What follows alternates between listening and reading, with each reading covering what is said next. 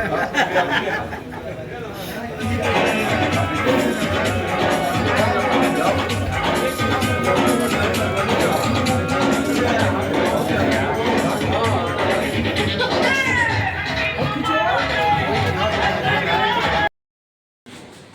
पत्ती आप जिए हजारों साल, खुशियाँ आए सबके द्वार। इस जन्मदिन के लिए ढेर सारी शुभकामनाएं हम लोगों के चैनल की तरफ से।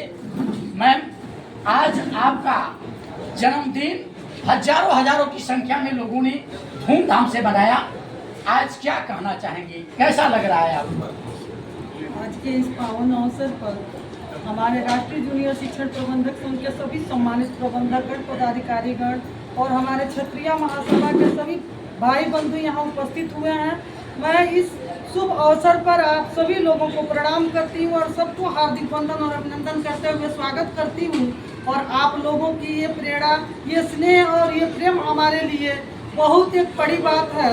आप लोगों ने मुझे वो सौगात दिया है जिसके लिए मैं जीवन भर आप लोगों की आभारी रहूंगी, ऋणी रहूंगी।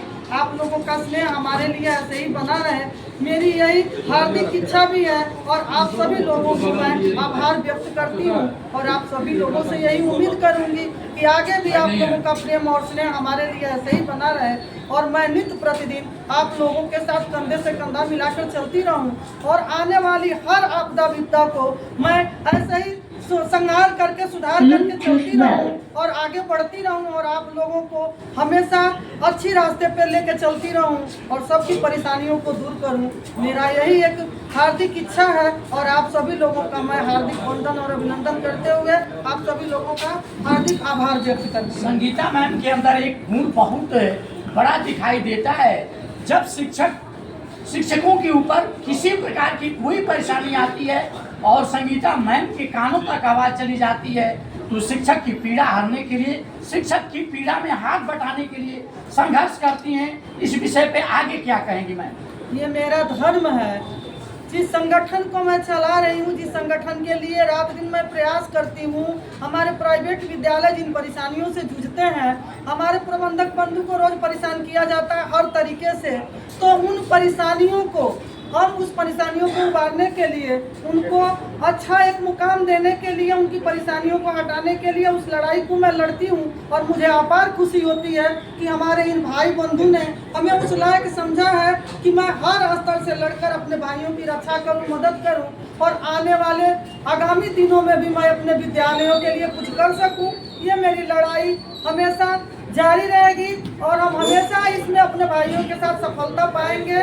और ये मेरी एक इच्छा भी है और मेरी शुभकामना भी है कि हमें इस लड़ाई को लड़ने के लिए, इस समस्या का हल निकालने के लिए दिन रात प्रयासरत रहना हो तो मैं रहूंगी और लड़ूंगी और मैं अपने प्राइवेट विद्यालयों के लिए हमेशा लड़ती रहूंगी और उनके किसी भी परेशानियों का निदान निकालूंगी। मेरी यही शुभकामना है और हार्दिक इच्छा भी है। जैसे मैम आज आपको कष्ट होता है कहीं न कहीं, हमारे जब शिक्षक बंधु प्रताड़ित होते हैं जो तमाम समस्याओं को लेकर के आपसे कहा करते हैं, लेकिन आज जन्मदिन आपका धूमधाम से मनाया जा रहा है। जन्मदिन के अवसर पे सरकार से क्या कहना चाहेंगे मैम? मेरा सरकार से बार बार यही निवेदन है कि हमारे जो विद्यालय हैं, हमारी विद्यालयों की जो समस्या है, पहले हमारी एक समस्या है, सरकार से मैं कहना चाहूँगी कि हमारे विद्यालयों की जो मान्यता है, इतना ज़्यादा लंबा प्रोसेस दिया गया मान्यता के लिए जो हम लोग कंप्लीट नहीं कर पाते हैं, मानक नहीं हो पाता है पूरा हम लोगों से, और मान्यता 1 साल के लिए दी जा रही है और अस्थायी मान्यता दी जा रही है। मेरी सरकार से बार बार यही अपील है कि उस मान्यता को लगभग 3 साल के लिए दिया जाए और जो 2013 का जीवो है कि 3 साल अगर विद्यालय चलता है, अगर कोई दिक्कत नहीं आती है विद्यालय में तो उसे स्वयं अस्थायी कर दिया जाए। तो इस तरह से उसी जियो के हिसाब से हमारी मान्यता को अस्थायी किया जाए। बिजली का बिल जो कमर्शियल हो गया है, एक विद्यालय में 4 पंखे भी चलते हैं तो 5,000, 7,000, 12,000 बिल गिर जा रहा है। इस पर सरकार को संज्ञान लेना चाहिए। मेरा सरकार से हमेशा इन बातों के लिए निवेदन है।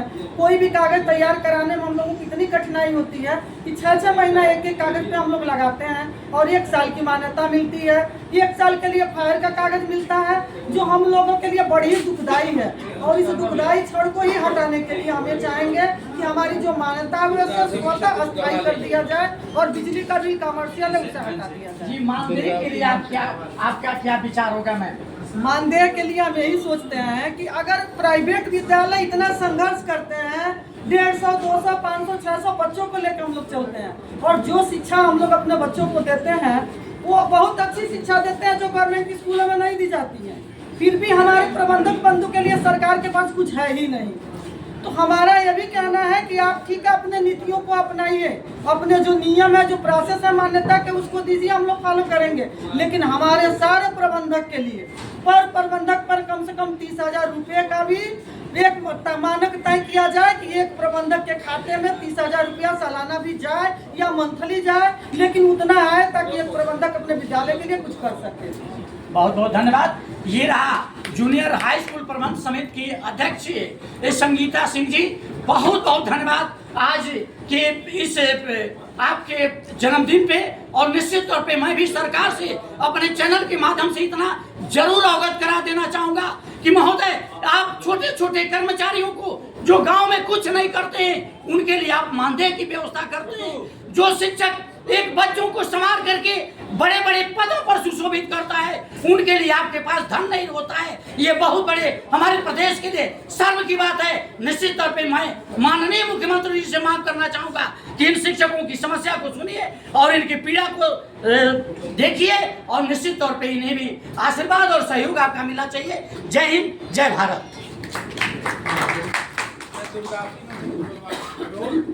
इसके बाद हम लोग के बीच शोएब लारी जी उपस्थित हो गए, बहुत बहुत धन्यवाद। इसके बाद दुर्गावती मैम से बोलेंगे कि कुछ आप। ये श्रृंगार भी बन जाऊंगी, उजली बर्फ में अंगार भी बन जाऊंगी।